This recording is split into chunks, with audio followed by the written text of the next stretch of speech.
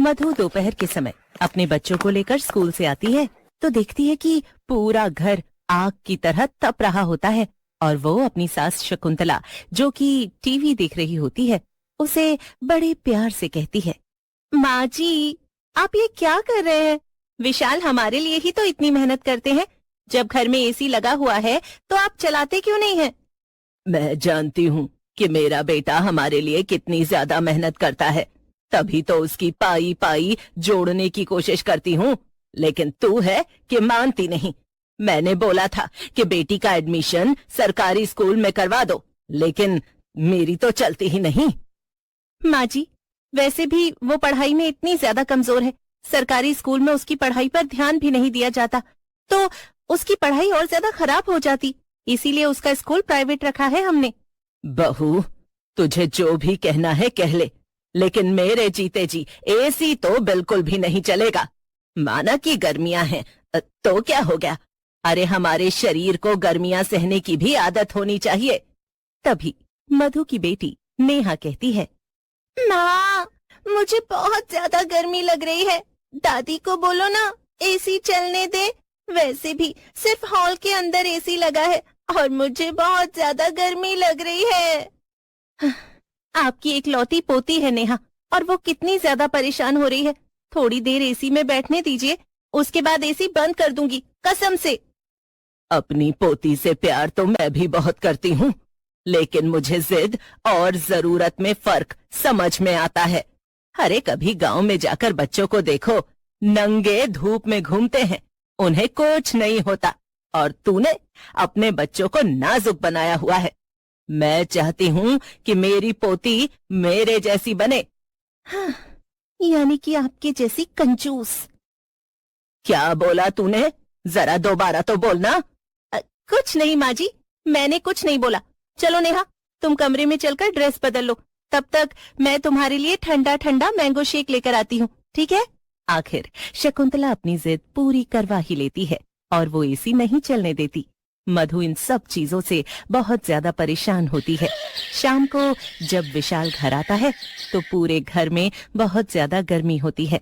सभी परिवार वाले साथ में खाना खाने बैठे हैं और विशाल कहता है, ऐसा लग रहा है जैसे ईंट की भट्टी में खाना खाने के लिए आ गया हूँ। इतनी ज्यादा गर्मी क्यों हो रही है मधु? आज खाना ड्राइंग रूम में बनाया था क्या? अजी, अगर ये सब पूछना है तो अपनी माँ से पूछो। पूरा दिन इनसे हाथ जोड़कर विनती करती रह गई, पर क्या मजाल कि एसी चलने दिया हो। मेरी कंजूस सास ने मेरी एक भी बात नहीं मानी। क्यों परेशान करती हो माँ? बच्चा है, एसी की डिमांड तो करेगा ही। मैं तो मानने से रही। हम एक काम करते हैं, हम अपने कमरे में एसी लगवा लेते हैं। माँ जी को तो ड्राइंग रूम में एसी चलने से दिक्कत है ना, अब कमरे में एसी चलाएंगे, तब तो कोई दिक्कत नहीं रहेगी। ये बात सुनकर शकुंतला को और भी ज्यादा गुस्सा आ जाता है और वो भड़कते हुए कहती है, अरे ऐसे कैसे कुछ नहीं कहूंगी, इस घर में नया एसी चलेगा ही नहीं। बस छोटी सी बात है और ये बात यहीं पर खत्म हो गई। अब इस बारे में कोई भी बहस नहीं सुनना चाहती। शकुंतला ये बोलकर खाने से उठकर चली जाती है। वहीं मधु भी अपनी सास की हरकतों से बहुत ज्यादा परेशान थी। कुछ दिन गुजरते हैं और गर्मी बहुत ज्यादा बढ़ने लगती है। एक दिन नेहा अपने कमरे में सो रही थी और मधु रसोई में खाना बना रही थी। उसके माथे से पसीना टपक रहा था। हाँ, मुझे कुछ तो ऐसा करना होगा जिससे माँ जी को एसी की अहमियत पता चले। अरे भगवान ने जिन लोगों को सहूलियत दी है उन्हें तो उसका इस्तेमाल करना चाहिए ना, वरना वैसे तो कितने लोग हर कमरे में एसी लगाकर भी रह रहे हैं, हम उनसे तो अपनी तुलना नहीं कर रहे। अब ऐसा ही होता है। मधु अपनी सास को सुधारने का प्लान बना लेती है। एक दिन जब नेहा स्कूल गई हुई थी तभी मधु अपनी सास से कहती है, माँ जी, मुझे रोटी बनानी है और सुबह से 2 बार उल्टी भी हो गई है। क्या पता आपको मैं जल्दी दोबारा खुशखबरी देने वाली हूँ। आप एक काम करिए ना, जाकर नेहा को स्कूल से लेकर आ जाइए। मेरी तबीयत बिल्कुल भी ठीक नहीं है।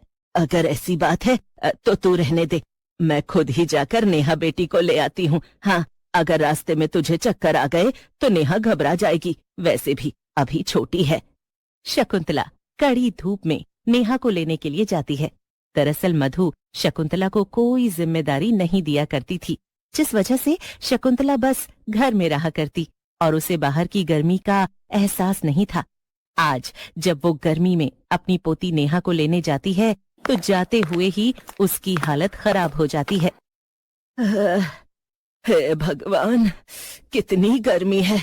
ऐसा लग रहा है जैसे आग का गोला सूरज हमारे सर पर ही बैठा हुआ है। शकुंतला फिर भी किसी तरह नेहा को लेने स्कूल पहुंच जाती है। तभी नेहा सभी बच्चों के साथ स्कूल की वर्दी में अपनी दादी की तरफ आती है। नेहा का चेहरा पसीने से लाल हो गया था और उसे बहुत ज्यादा गर्मी लग रही थी। उसकी हालत देखकर शकुंतला दंग रह गई। हाय हाय, मेरी छोटी सी बच्ची का चेहरा गर्मी की वजह से कैसा लाल हो गया है। त्वचा तो बिल्कुल खराब हो रही है।